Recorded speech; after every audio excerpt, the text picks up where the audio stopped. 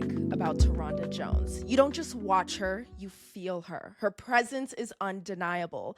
Born and bred on Chicago's South Side, she carries the soul of the city in her walk, in her laugh, and in every word that she speaks. From the minute she stepped onto our screens as Portia on Empire, it was clear this woman is unapologetically herself, loving, loyal, and beyond everything else, she's real. And there's so much more to her than just any of the roles that she plays. She is a storyteller, a truth teller, and a host with heart. Now, as the magnetic host of Owns the Never Ever Mets, Taronda holds space for Black love that has never touched, but it just runs so deep across miles, across timelines, and across the digital ether. And season 2, honey, it is deeper and more beautiful than anything ever seen.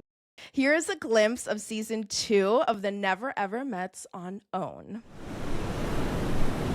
These 7 couples are all in a relationship with someone they have never met before. I've been talking to this woman a damn year, and I never even seen her from the chest down. All that is about to change today. I'm finna go meet my man.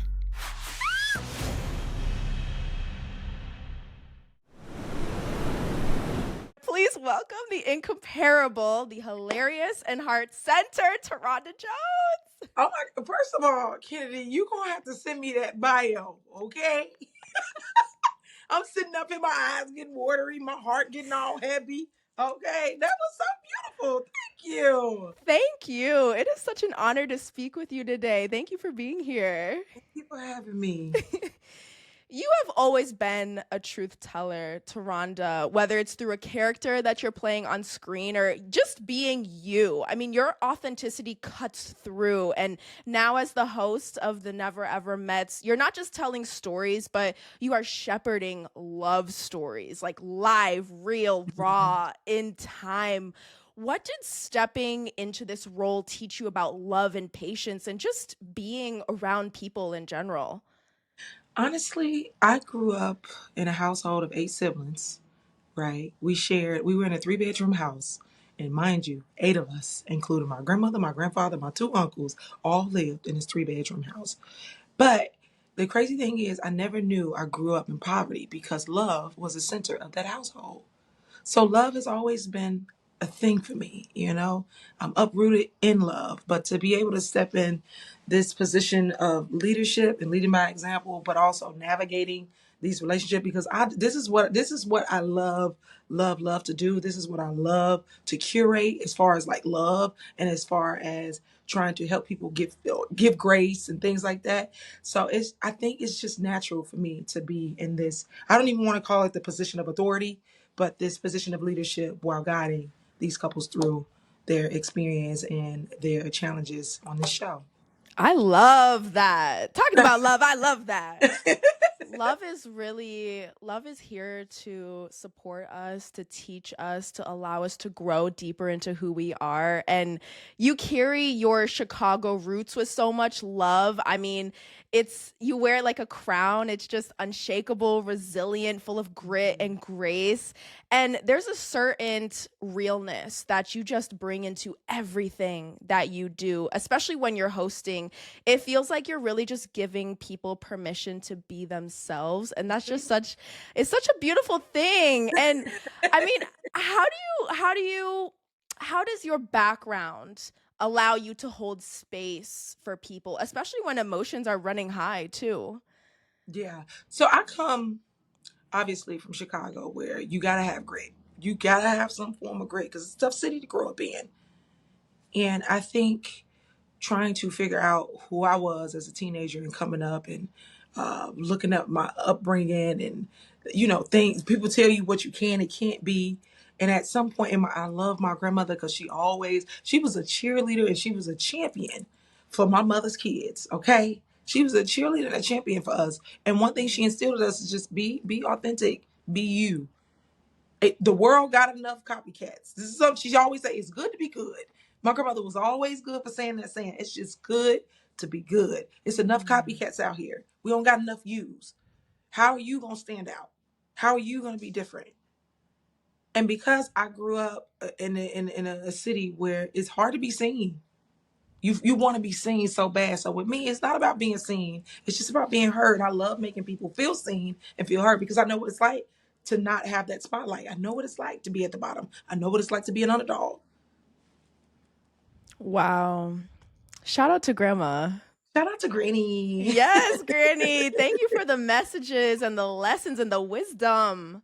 Thank you. Ooh. I love that. I love that. You've learned so much from being raised in Chicago. And like you said, love was at the forefront of your household and your grandma's lessons. And now, as you are front row to someone else's love story, it's such a delicate thing because it can surprise you, it changes you. Like, love transforms us and really reminds us of who we are in our own heart.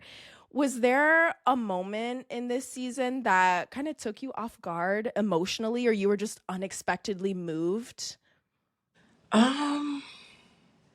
Well, first of all, the whole premise of the show in itself is like you got to be a brave something to come on here and admit that I've been dating for years and never met somebody. Because in the back of my mind, it's like, are you dealing with a serial killer? Are you a serial killer? Because who does that? This is kind of Yeah. psychotic to me. So I think the bravery in itself to come on the show and be vulnerable and be open and share yourself with the world, it's just I say that they're courageous. So I'm only moved by that. But throughout the whole stuff, I think we're in a way I'm used to seeing stuff like this where you go back and forth trying to figure out do I stay? Do I leave? Is this what I want? Do I really want to put in the work? Do I We got friends who hell, I've been stupid before. I've been stupid before. I've been stupid over a man before. So it's just I always tell people get your experience, whatever that is, whether it's work related, relationships, love, whatever. We only live this life once, right? We know nothing about nothing. Nobody gave us a Right. manual on how to be a good friend, a good mother, a good girlfriend, a good anything. This is all trial and error. Always tell people get your experience, whatever that is. If it work out, amazing. If it don't, amazing. You Right. got your experience. Thank you for the experience because most of the times our experience either make us or it breaks us, but it also builds character. Get your experience. And I always say, did you die?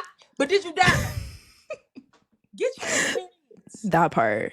Yeah, get your Ooh. experience, man. Life is a beautiful mess. It's a Yes. beautiful mess. Yes. Truly. No, give thanks for the experience, truly, because it's a living breathing thing that is here with us, that present moment of the experience. So being able to walk with it and like consciously knowing this is happening in real time, I think that's such a powerful mindset shift too. I love that you brought that up. I want to talk about Empire. Woo! Woo!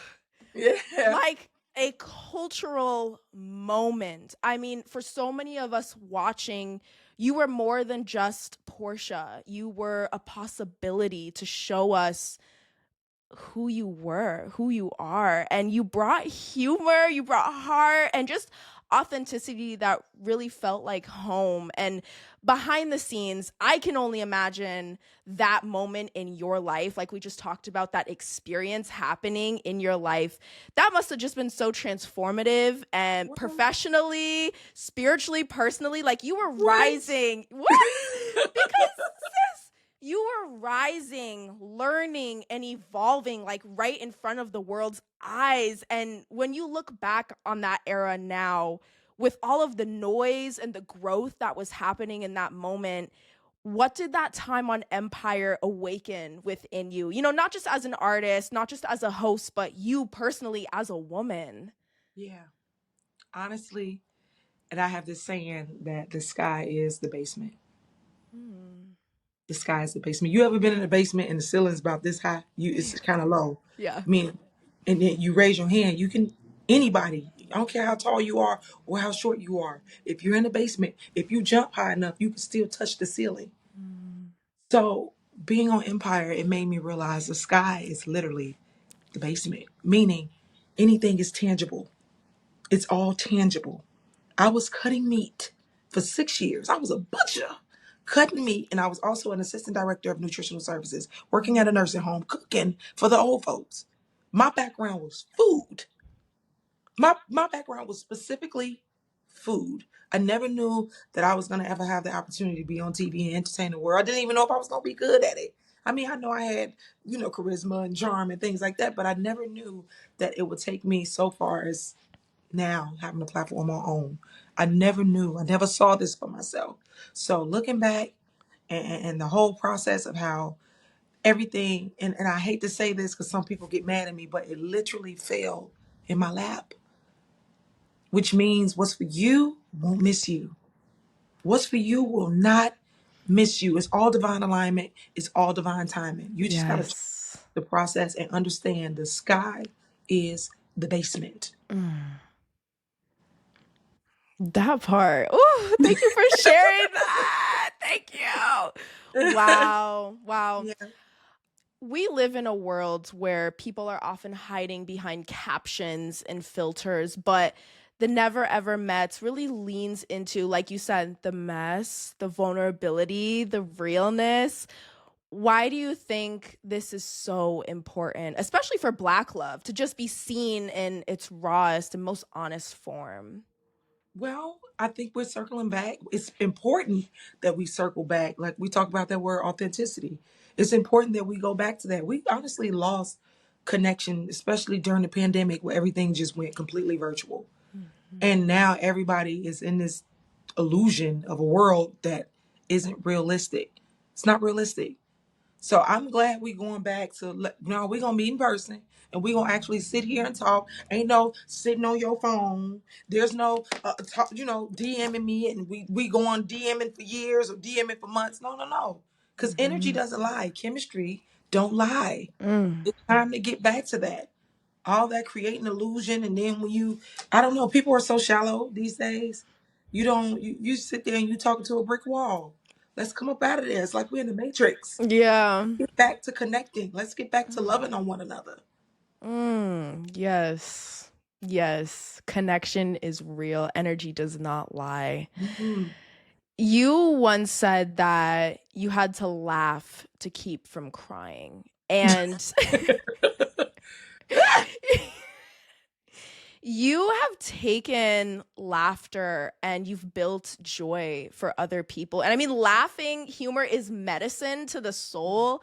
And you've turned pain into power and all of these beautiful lessons within life. How has humor helped heal you? And how do you use it to hold space for other people on their own journey? So one of my mentors is Rhyme Fest, Grammy Award winner, right for Kanye, everybody, he called me one day and he said, "Sis, you so beautiful, inside out." I said, "Oh my God, thank you. Appreciate that." He said, "No, listen to me." I was like, "Okay." You have a beautiful way of transmuting pain Mm. into something so beautiful. He said, "I know your story. I know what you've been through with losing your mom and going through, these last couple of years have been crazy, but you have this beautiful way. I've never seen you in a bad mood. And if you are, you never show it." But I always tell myself, what good is it going to do? Not only will I be doing myself a disservice, but I'll be doing the people who I'm supposed to be creating purpose for a Mm. disservice. What I'm going to do, sit here, be mad, and then what? What is that going to do? Right. What's that going to do for me? What's that going to do for anybody? So why not laugh? Why not? But what I've done is I turn all that pain and I put it into my work. I put it into my music videos. I put it into my music. I put it into anything creative, so Mm. that so I can like manipulate the energy is what I like to say. Manipulate it and shape Yes. shift it into something that I want to see or something that I think people will love. I don't want to sit in this nasty energy. What good is it gonna do? Mhm. I'd be doing myself a disservice. That part. I love that you said helping others kind of find purpose within themselves and creating purpose within themselves through all the work that you do because you are showing up for others constantly.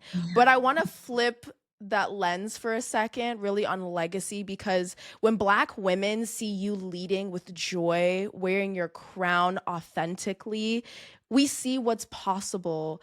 What do you hope that people take away from your journey? Because you've lived so many lives. You're a daughter, you're a dreamer, you are a star, and yet through Thank every you. chapter, you just remain yourself and you remind us about who we are too, unfiltered, unshaken, just undeniably rooted. And again, you've poured so much into others. The one you've survived and you've thrived, and this legacy remains truly your beautiful journey. What do you want others to remember about your legacy, and also the heart that you carry and that you feel inside? So my legacy. Now, I wish I had a champagne glass. I always say, let it not be about what you leave for people. Oftentimes we look at a legacy and we think we're supposed to leave our kids this, we gotta leave our kids money, we gotta leave it. Let it not be about what we leave for people, but what we leave in people. That's gonna have the most impact. I've known so many lives I've changed over the course of I don't know how many years, but they always say, yo, you changed my perspective on life. And that's the best gem anybody could ever place in my hand. It's not about what we leave for people, because all that stuff is here today, gone today. Not gone tomorrow, but gone today. Here today, gone today. That's how unexpected life is. But let it not be about what we leave for people, but what we leave in people. Taronda Jones. Oh my gosh. This is truly such an honor to speak with you. Thank you. Thank you. Thank you. Thank you. You just dropped so many gems, and I'm really grateful that you are leading with who you are, your heart, and you're so conscious, and I'm very grateful for this conversation. Thank you so much. And the Never Ever Met, it airs on OWN, and we're so excited to continue to support you in all of your beautiful endeavors. Thank you, Taronda. Thank you. All right, sis, I'll talk to you soon. Yes. Have a good one on purpose. You too. Thank you.